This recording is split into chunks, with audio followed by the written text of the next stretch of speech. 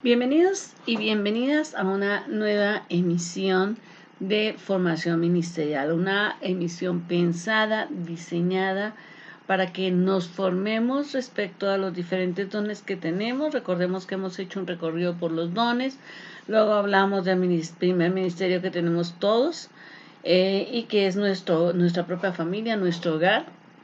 Luego hemos venido hablando del ministerio de intercesión y terminado este ministerio hablamos del ministerio pastoral, el cual ha sido bastante extenso, porque pues hablamos inicialmente de cómo el ministerio pastoral tiene pues como principal función la predicación. Entonces vimos homilética y hermenéutica, y luego hemos estado viendo los pormenores del ministerio, ¿no? Viendo cómo se administra, cómo se reciben a las personas, cómo se trabaja en sí el ministerio, y en este momento cómo cómo es la vida de un siervo casado, soltero.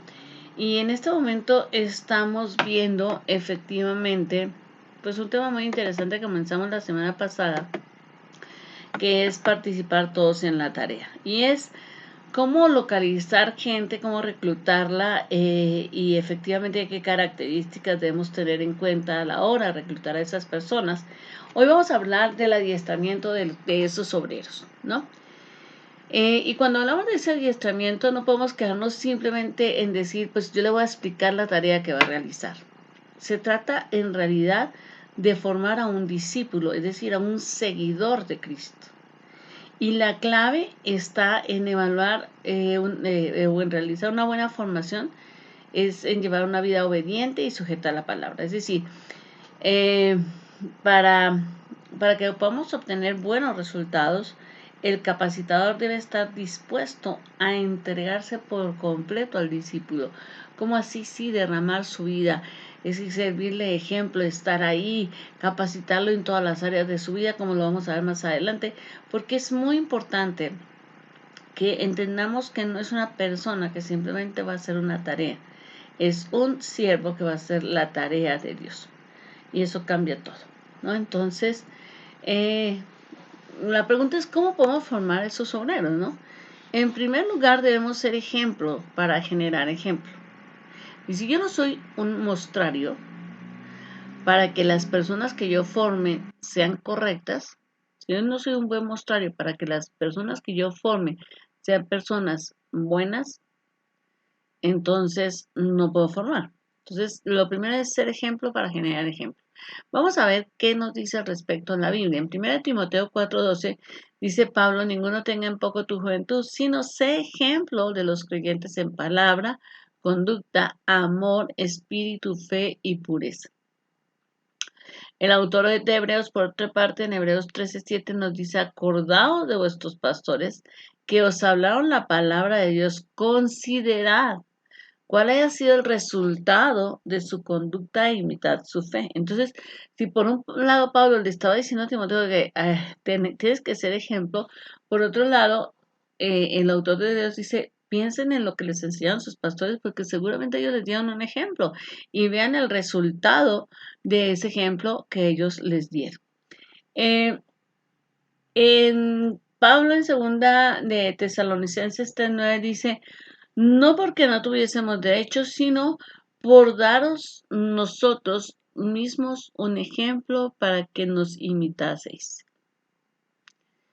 Y Pablo está diciendo: ok, nosotros podíamos haber hecho esto o aquello, pero nos abstuvimos de hacerlo para hacer, teníamos el derecho a hacerlo, pero nos abstuvimos para hacer un buen ejemplo para ustedes. Entonces, cuando nosotros estamos formando gente, tenemos que saber de qué nos vamos a abstener, sobre qué va a basarse nuestra vida, cómo va a formarse nuestra vida, cómo va a mostrarse nuestra vida a quienes estamos formando, para que ellos puedan darse una buena idea de lo que es un verdadero siervo de Dios.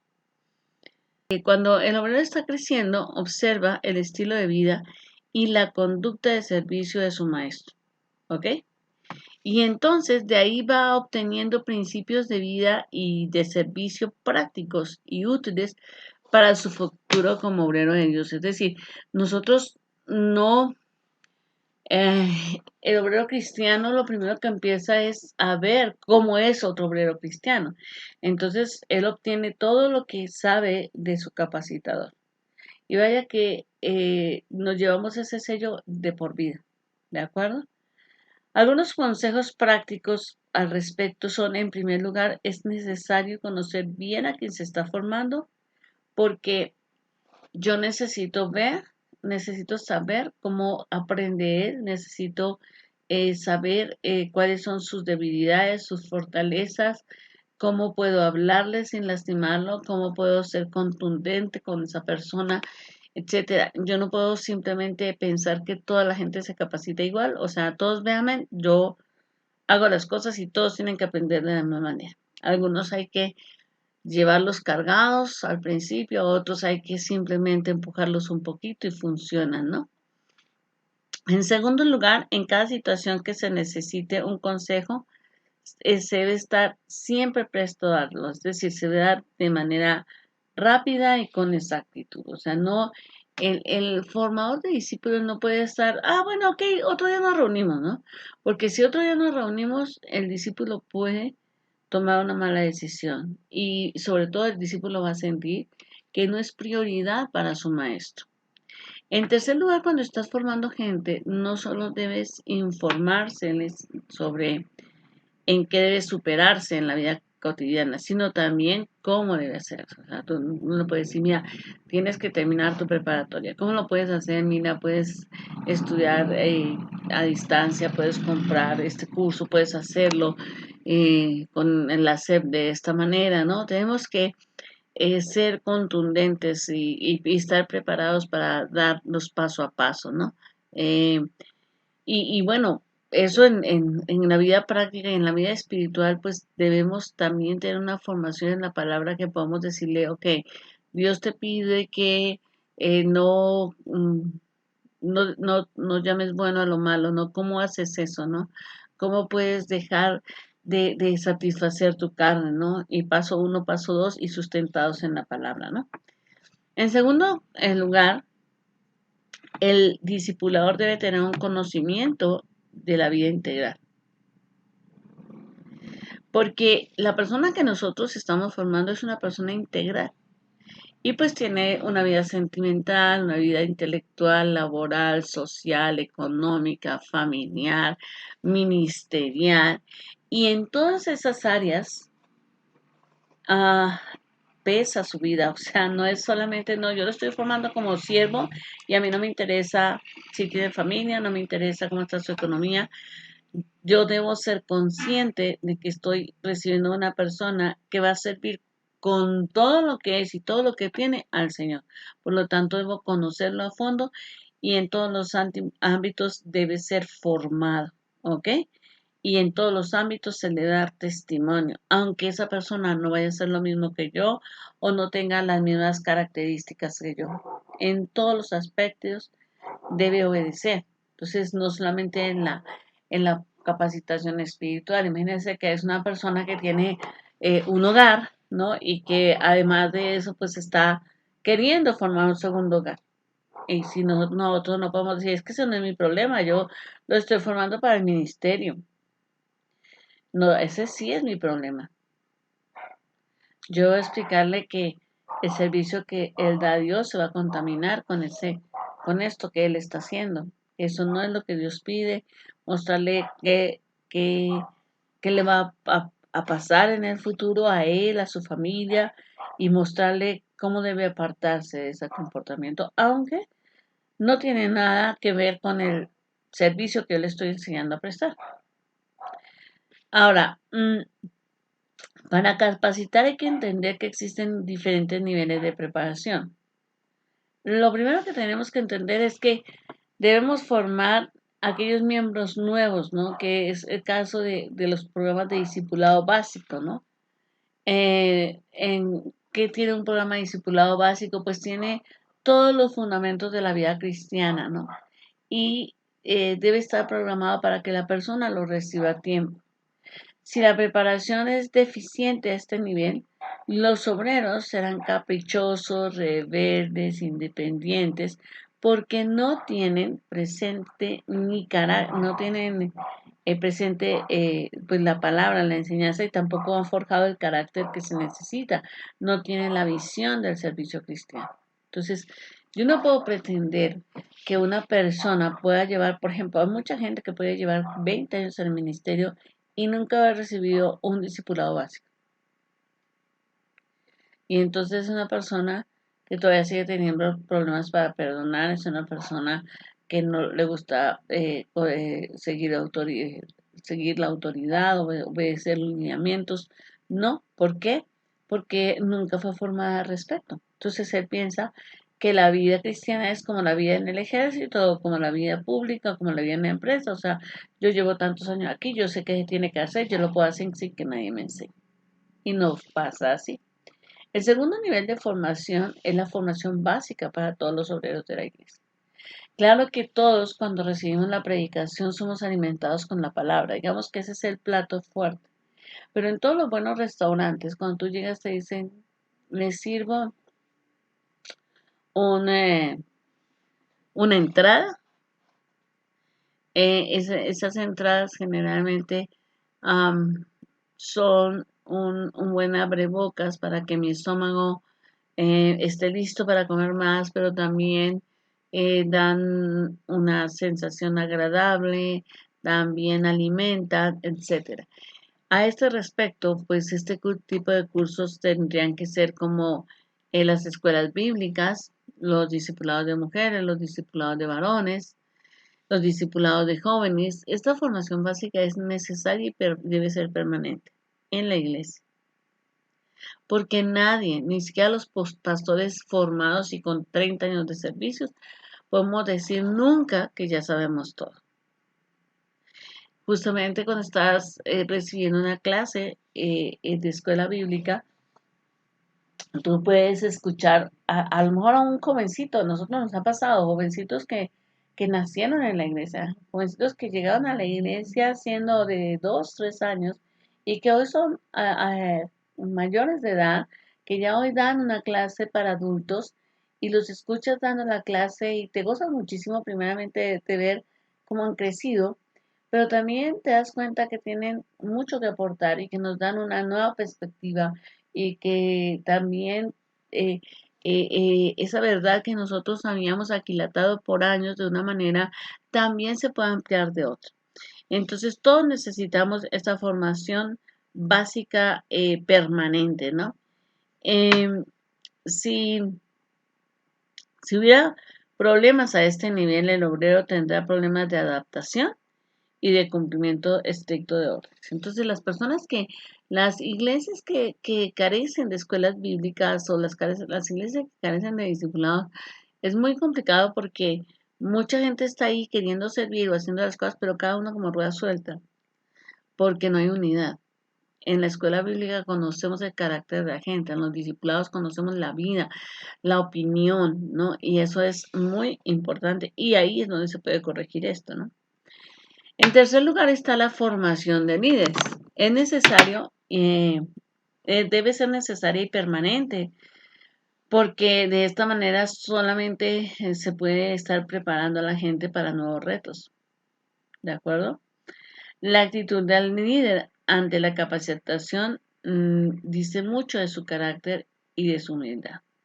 Hay líderes que dicen, no, pues yo para qué, yo para qué voy a ese curso, yo para qué asisto, y yo para qué opino, entonces tú dices, o sea, es un líder déspota, orgulloso, que no quiere aprender, es un líder que va a caer, ¿ok? Si hay deficiencias a este nivel, entonces, o sea, si no estamos formando de manera permanente a nuestros líderes, entonces los líderes pueden caer en la monotonía o en la mediocridad, ¿ok? Entonces es importante que nosotros nos demos cuenta de esto porque a veces decimos, ¿por qué no estamos funcionando? ¿No? Porque cuando empezó este grupo de líderes como que todos íbamos bien, como que todo fluía y de repente caímos en un aburrimiento y a veces es porque faltó este tipo de formación. Otra cosa que debemos tener en cuenta a la hora de capacitar a la gente es el método de capacitación. Y podemos ponerlo de una manera como un estudio individual, ¿no? O sea, yo puedo reunirme con este líder y empezar a prepararlo, a ponerle lecturas, hablar con él, llevarlo a que me acompañe a servir, etcétera. Y esto es una capacitación individual, ¿no? Cuando yo lo llevo a servir es una capacitación por demostración, o sea, cuando digo, acompáñame, vamos a ir al hospital ahora por un enfermo, acompáñame, vamos a visitar a esta hermana que está en problemas. Entonces, él está aprendiendo porque yo le estoy mostrando cómo se hace y por medio de la práctica. Entonces, como que todo va de la mano, o sea, yo le enseño que es la visitación, yo le enseño, le digo que me acompañe y luego después le digo, ok, vamos a ir a ver a la hermana tal y quiero que tú dirijas la visita. Entonces, pues él va a hacer sus pininos, yo lo voy a retroalimentar o la voy a retroalimentar y vamos a empezar a pulir. Y ya después de varias visitas, ya me doy cuenta si ya lo puedo hacer solo, ¿no? Entonces yo ya puedo empezar a decir, ok, tú te quedas en la visitación, yo voy a formar a otra persona, no sé, en, en intercesión, ¿no? Entonces, porque nosotros debemos darnos cuenta que tenemos que dedicar, como decía, volcar el corazón nuestro a esos siervos que estamos levantando. Ahora, nosotros, como líderes, debemos aprender a realizar un trabajo en equipo. ¿Qué es un trabajo en equipo? Cuando hago así, recuerdo mucho a una licenciada allá en El Salvador, eh, Doris de Gallardo, que decía, es que hay que trabajar en equipo. Sí, y sí, realmente es un equipo, una mano le da ayuda a la otra, ¿no? El llamado de Dios puede ser o es individual, pero el trabajo para Dios siempre requiere un trabajo en equipo. Dios llamará al resto del equipo a ser parte de la tarea diferente que corresponda para lograr ese objetivo común. A ningún soldado le conviene ir a la guerra solo. De la misma manera, no podemos tratar de servir solos, ¿no? O sea, imagínense un partido de fútbol, ¿no? Y entonces que una que dijeron, no, pero yo soy tan buen arquero que pues yo no necesito a los otros 10. O sea, a mí me sobran los otros 10. A mí, suélteme a 11 jugadores y yo solo voy a ganar este partido. ¿Verdad que no podría hacerlo? O no podría un delantero, por más goleador que sea, decir, no, pues yo me voy a ganar este partido solo, no necesito arquero, no necesito medios, no necesito defensas, no necesito nada. Nadie puede ganar ni una guerra ni un partido solo. Necesita trabajo en equipo.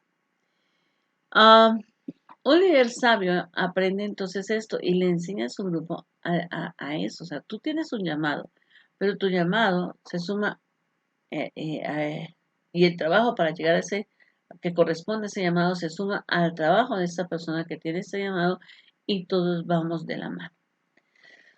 Un buen líder además sabe distribuir el peso del trabajo.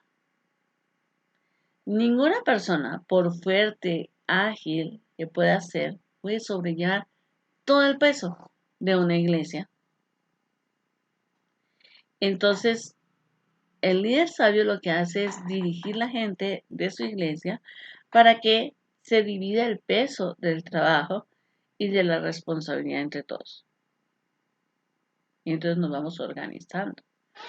Entonces, necesitamos a toda la gente del equipo sintiéndose parte del equipo, a toda la gente del equipo dándose cuenta cuál es la parte de la carga que le corresponde. Y eso es muy importante, ¿sí? También un buen líder debe aprender a economizar el tiempo. Si nosotros trabajamos correcta y ordenadamente en grupo, esto nos permite planificar los trabajos que requieren de la intervención del grupo para que las tareas queden distribuidas y ordenadas de tal manera que no haya retrasos y todos tengan la oportunidad de participar en lo que se requiere. Cuando nosotros estamos saliendo, cuando nosotros tenemos varios ministerios, entonces los ministerios se pueden programar, ¿no? Entonces les voy a poner un ejemplo. Nosotros tenemos un área de multimedia que lo encabeza Mari Carmen, que es la persona que me apoya, la sierva que me apoya para que estos videos salgan. Que nunca me cansaré de agradecerte, Mari Carmen Galindo de Salguero. mm, por ese trabajo que tú haces. Entonces, ella no solamente trabaja conmigo en los videos, ella hace las invitaciones, ¿cómo se llama? Digitales para los desayunos de mujeres, para las conferencias de varones, pero se requiere de una estructura, ¿no? Entonces, en cuanto a mujeres, pues en este momento, gracias a Dios, ella también es la líder, entonces ella pues sabe en qué momento se debe empezar a publicar con anterioridad el desayuno para promoverlo. Y lo que yo hago es que para que ella no se frene en su trabajo, yo en el año planifico, este año el temario de los desayunos es este. Entonces yo sé y ella sabe cuál es el tema de enero, febrero, marzo, abril y ella lo puede promocionar. Solamente que como es mi trabajo también, yo digo, yo soy maestra, a mí me gusta que la gente se quede con material, entonces yo siempre le mando a ella el material una semana antes para que ella lo vacíe. A veces se me hace tarde a mí. Y entonces la pobre Mari Carmen tiene que correr. Entonces yo retraso a veces el trabajo de Mari Carmen porque no le estoy mandando en forma oportuna. Entonces yo tengo que trabajar una manera organizada y tengo que enseñar entonces pues al líder de varones o al líder de jóvenes, si necesitan un trabajo similar con Mari, cómo lo tienen que hacer, cómo se tienen que organizar. Eh, Indudablemente, un buen líder, un líder que está formando un equipo, da crecimiento al cuerpo. O sea, el trabajo en equipo es importante porque nos da crecimiento. Es necesario dar la oportunidad para que las personas colaboren al lado de otras más experimentadas en grupos de trabajo y eso les permite entonces crecer y desarrollarse hasta el punto de poder asumir mayores responsabilidades. Y eso vaya que debemos tenerlo previsto. Debemos creer en las nuevas generaciones, debemos creer en nuestros nuevos predicadores, debemos creer y ir abriendo el espacio que así se puede hacer. También, cuando estamos trabajando en equipo, hay una protección, brindamos protección. Hebreos 3, 12 al 13 dice, mirad hermanos, que no haya en ninguno de vosotros corazón malo de incredulidad para apartarse de Dios vivo. Antes, exhortados los unos a los otros cada día, entre tanto que se dice hoy, para que ninguno de vosotros se endurezca por el engaño del pecado. Y cuando estamos en equipo, entonces nosotros, pues indudablemente, llegamos a un punto donde cada uno nos vamos exhortando, ¿no? O sea, oye, ¿sabes qué? Se te está haciendo con tarde para este trabajo, ¿sabes qué? Creo que te veo desanimado, ¿qué tienes? Que se te pone en oración. Y todo eso hace parte de que yo no me endurezca, de que no, mis ganas de trabajar no se menguen, de que mi unción no vaya en una espiral hacia abajo, ¿no? Porque de repente uno le dicen a uno, ay, pastora, la he visto triste. ¿Tiene algún problema? Y dice, ah, caray, o sea, pues sí, hermana, estoy enferma. O pues fíjese que tal situación, ¿no? Estoy orando por estas personas o están mal estas otras. Ay, no se preocupe, yo voy a apoyar en oración. Entonces, esa protección que nos da el trabajar en equipo nos ayuda a mantenernos fuertes. Y obviamente este versículo nos advierte sobre que estar solo estamos expuestos al pecado. Y se producen dos efectos adicionales. El corazón se endurece y el pecado nos puede engañar. Por eso, ni los líderes ni a quienes estamos formando deben tratar de enfrentar solos los problemas o tentaciones o los pecados. ¿De acuerdo? Yo lo que he encontrado es que cuando una persona la está pasando mal, o está a punto de caer y viene alguien y le dice, oye, ¿cómo te puedo ayudar? O fíjate que estaba orando por ti, hay algo en especial por lo que pudiera orar y de repente la gente se abre y dice, fíjese que creo que no estoy bien con Dios, o sea, a veces, tal vez no te cuentan toda la situación y a veces no es ni necesario, pero sí, entonces se abren porque están sintiendo que los están apoyando. Eh, el trabajo en equipo además nos proporciona motivación. El hecho de estar al lado de otros trabajando y consagrados para Dios nos motiva. No solo es necesario motivar a otros para que sirvan, sino también para que crezcan. Entonces, cuando estamos trabajando en equipo, pues todos estamos un brazo moviendo al otro, ¿no? Acompañándonos, trabajándonos, animándonos, no solo para trabajar, sino para ir madurando. También el trabajo en equipo tiene, digamos, o da cierta importancia a obedecer a Dios.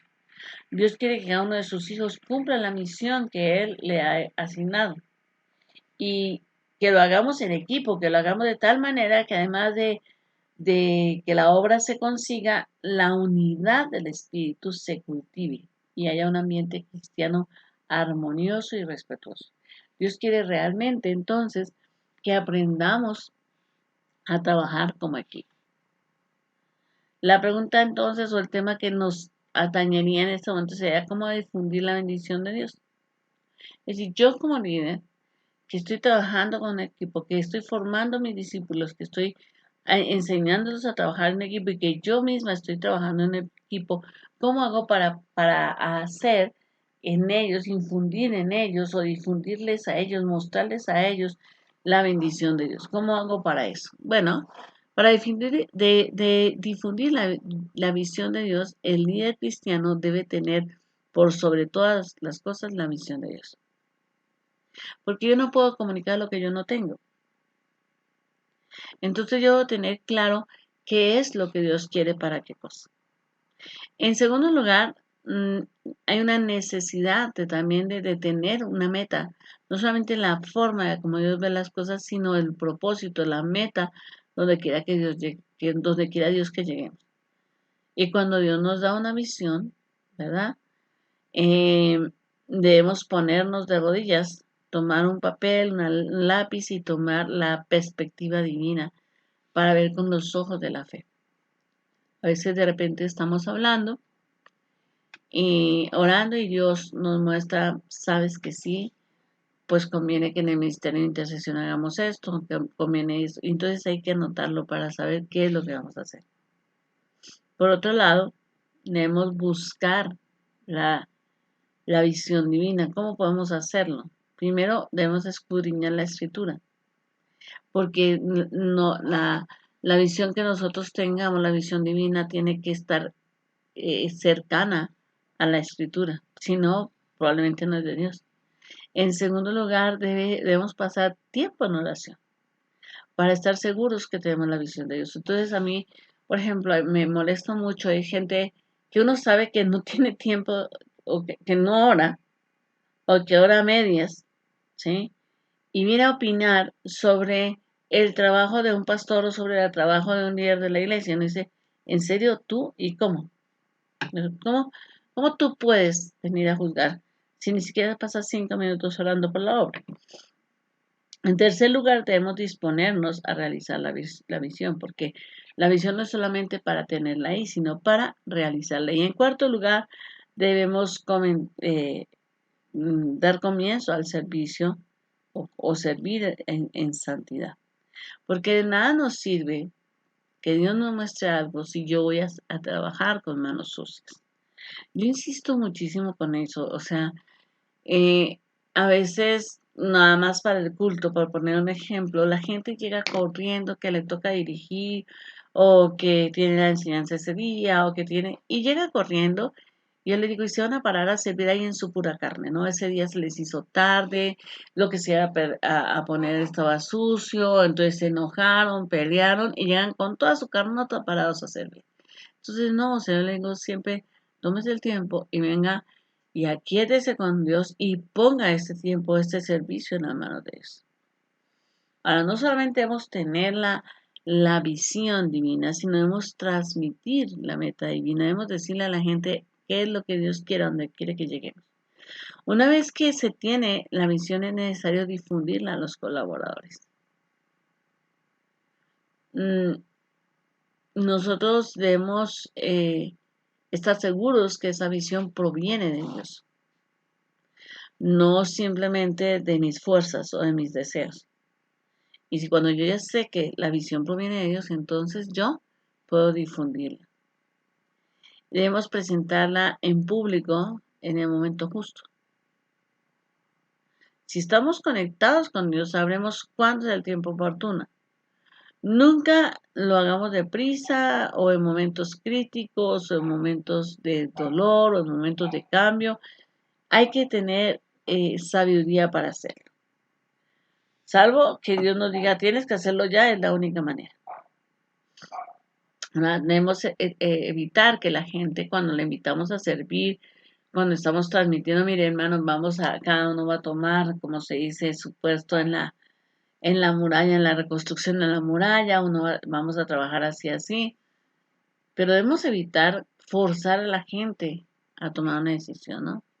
Yo creo, hermano, que usted, delante de toda la reunión, yo creo que, hermano, hermano X, que usted podría financiar esta obra de esta manera.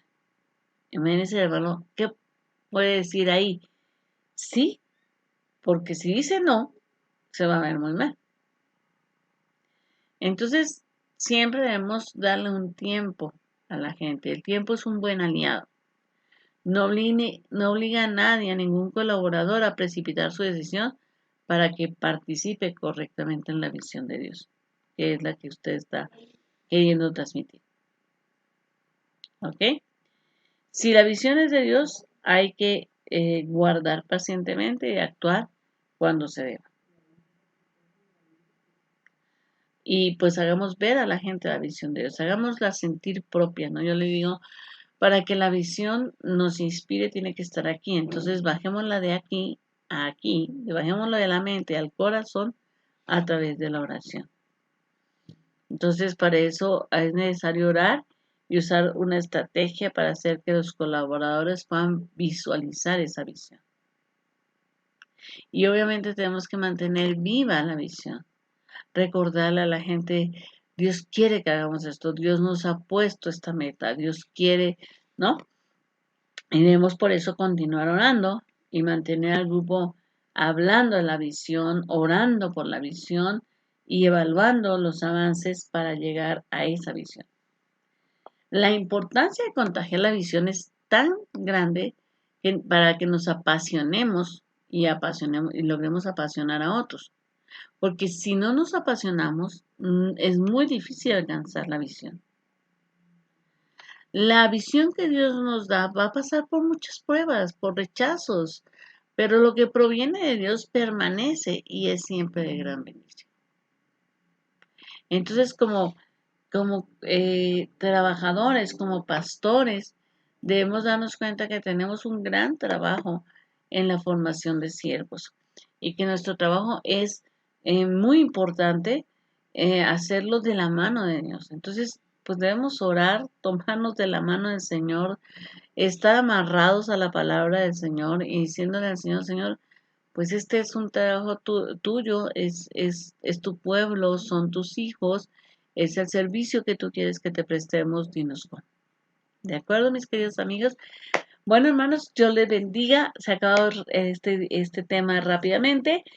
Les prometo que el tema que viene es impresionante. Voy a empezar a hablar de lo que es terapia psicoespiritual, que nos sirve para el ministerio pastoral, pero también para el ministerio de consejería.